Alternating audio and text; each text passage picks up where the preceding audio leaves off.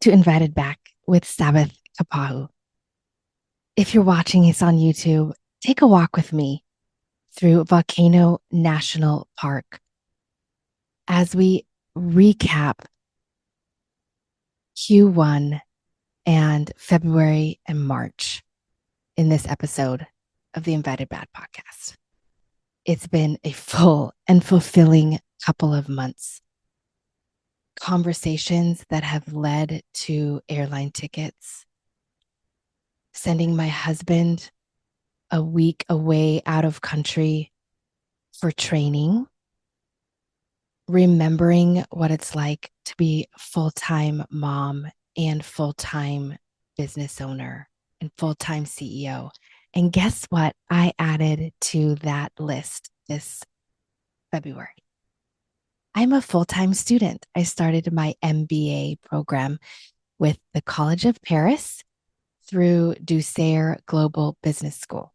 And it has been such a joy to be a student again with a diverse and global group of classmates, learning and growing and elevating our experience together.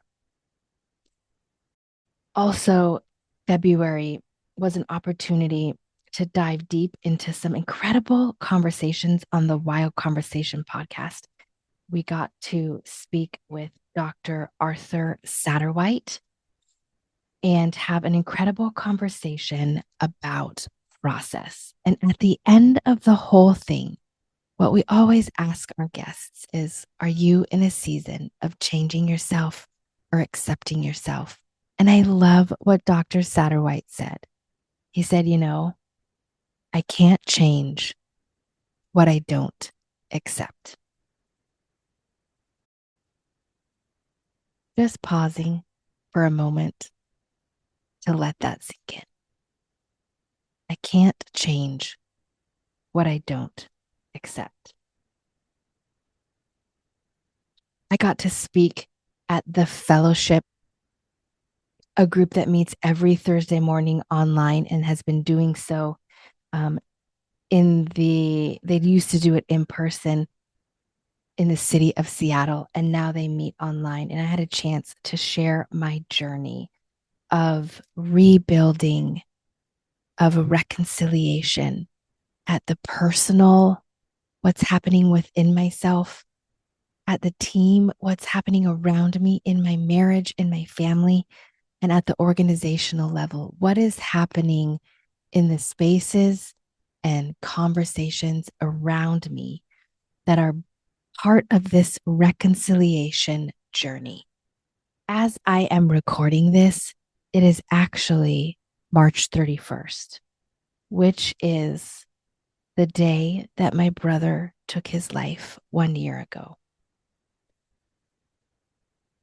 We didn't find out until April 1st. So in my mind and heart, April 1st was the day that changed everything.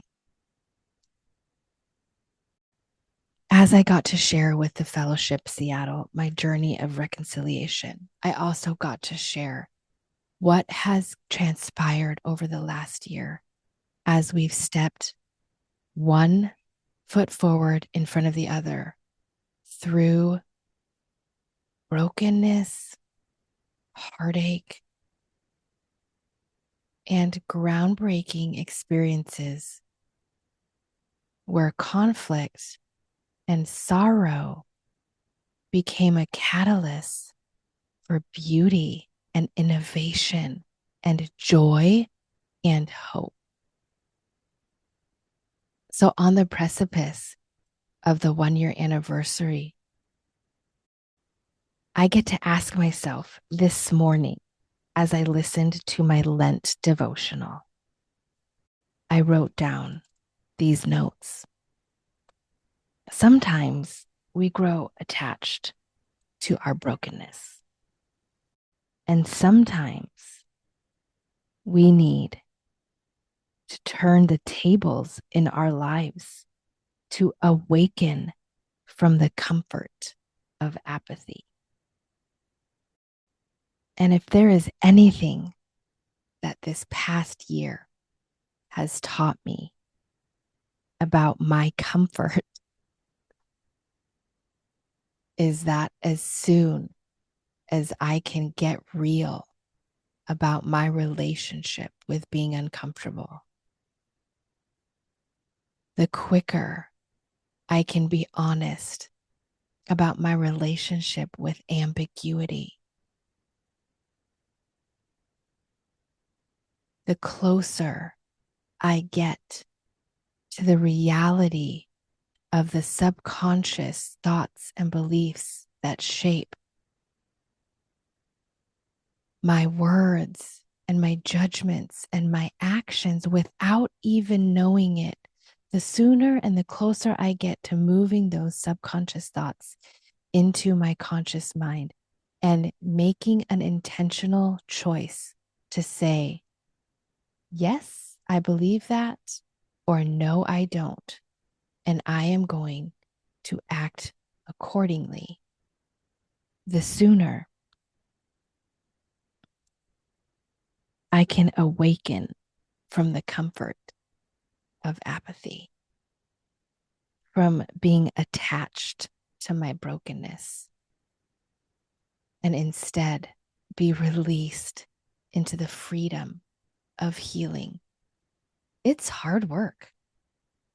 I've been meeting with my counselor weekly, and I don't always want to sit in. I do not always want to accept that invitation into conversation about the uncomfortable things, about what's changing inside of me. But every time I do, I get a little closer to the version of myself that I didn't know about, but God knew about.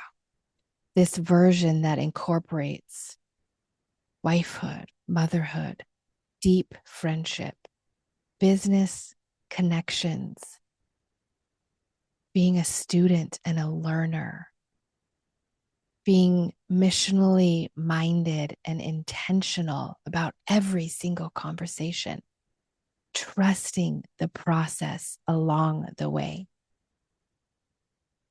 and being obedient even when it feels like it goes against everything inside of me. But I know that that yes and that choice is the right one. But sometimes it's easier to hold on to my brokenness than to step out into what freedom, the freedom of discipline, looks like.